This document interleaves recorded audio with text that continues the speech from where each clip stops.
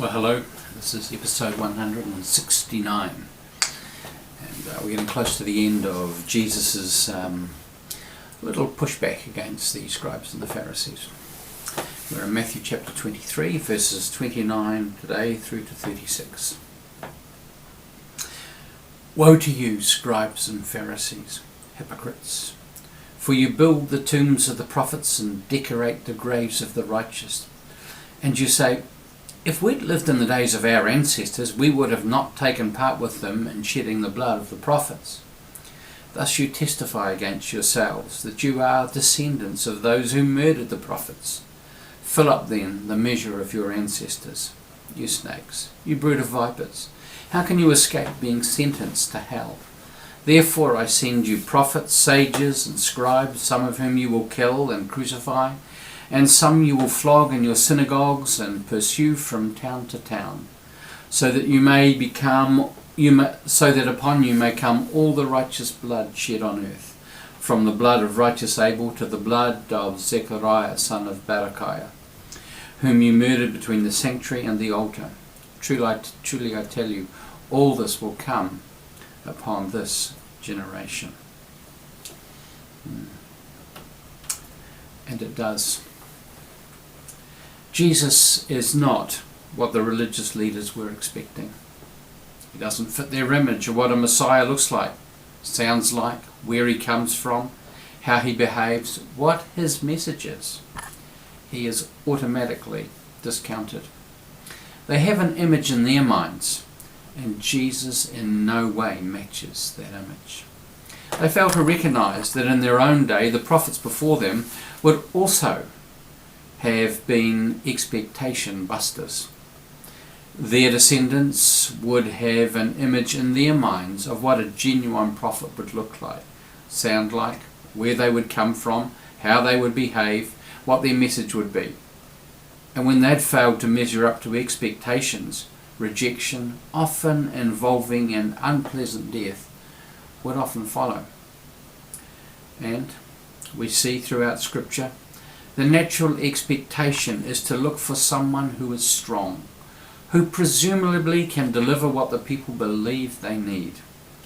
Israel's first king, Saul, was approved of as he stood head and shoulders above the people.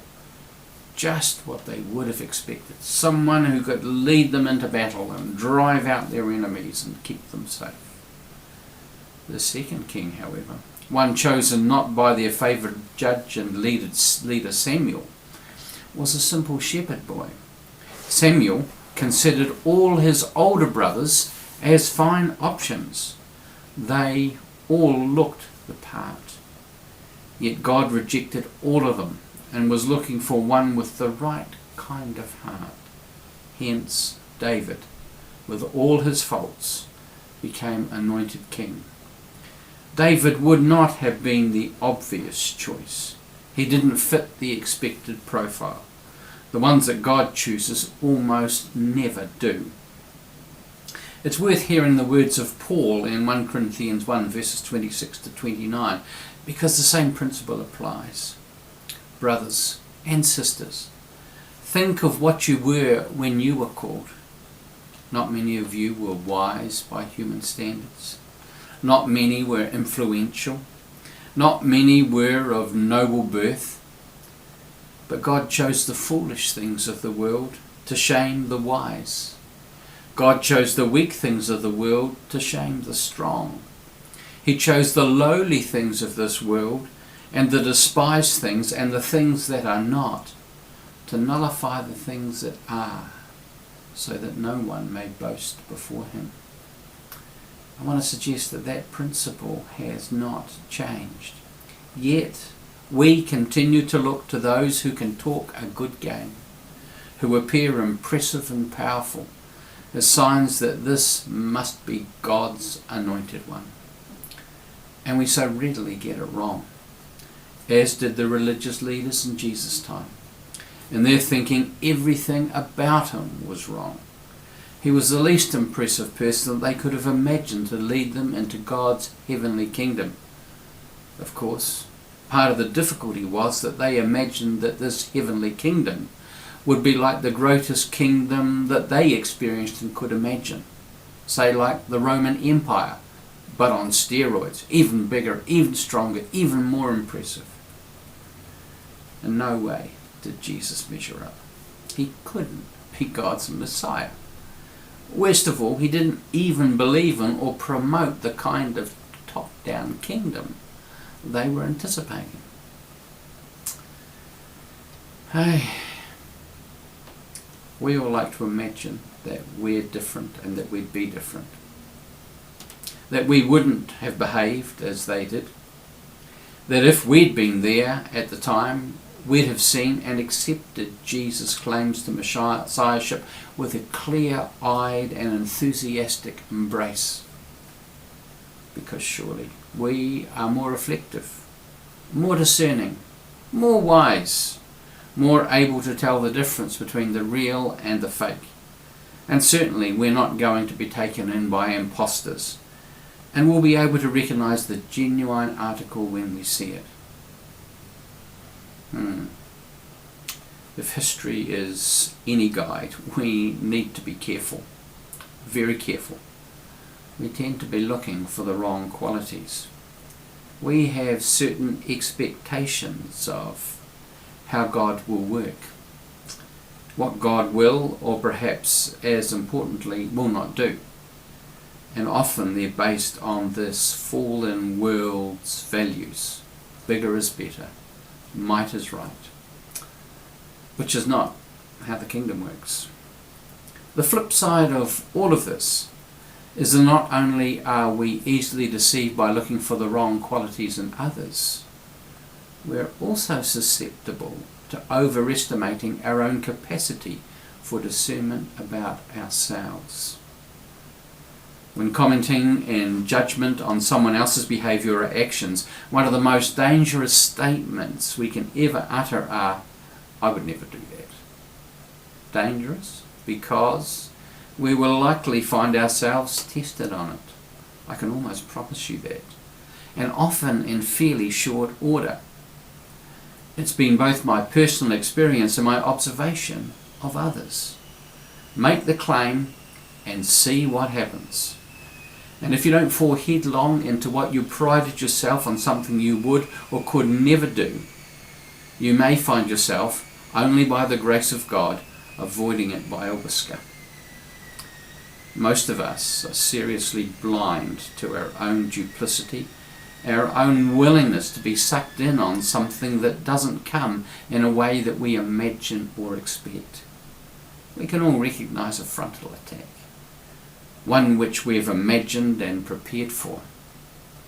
It's the ones that sneak up on us, the ones that come in through the back door, that gradually soften our wills and slip into places where they don't belong, that we need to be cautious of.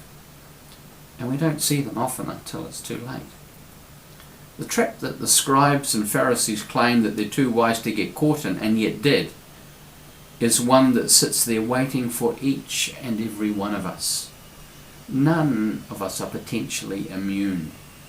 The first step in not falling into their trap is to recognize that they are us, that their fate could be ours. The words that head up this post, "But we're not like that," were exactly the words I heard from one of our leaders when I'd been at Opawa, here at Opawa, for the first 18 months of my 26 years here. They were rugged. I didn't get a honeymoon. It was brutal and it was tough. I have no idea. And it was at about that 18-month mark I just read a book and was quoting from it at one of our leadership meetings. The book was called "I'm Choosing a New Pastor." And it tracked my experience following a long-term 20-year ministry here myself. My predecessor, who is still with us, and he's amazing, had been here for 20 years before me.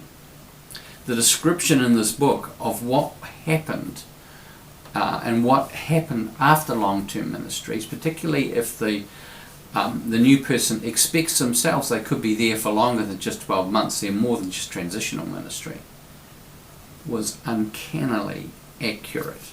And I thought, somebody's been reading my mail.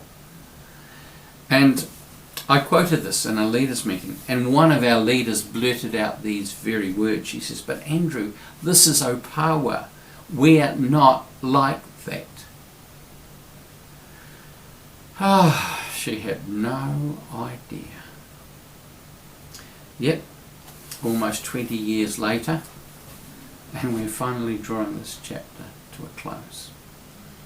I couldn't have imagined that it would have gone this long. And it has. And we need to be careful. We need to be careful of our own capacity to judge and discern and to estimate our own strength in the face of difficulties, in the face of challenges, in the face of things that come out of left field, that we're sure that we can handle comfortably and that we have a clear sense of knowing what is from God and what isn't. Because we can be wrong. Anyway, God bless you.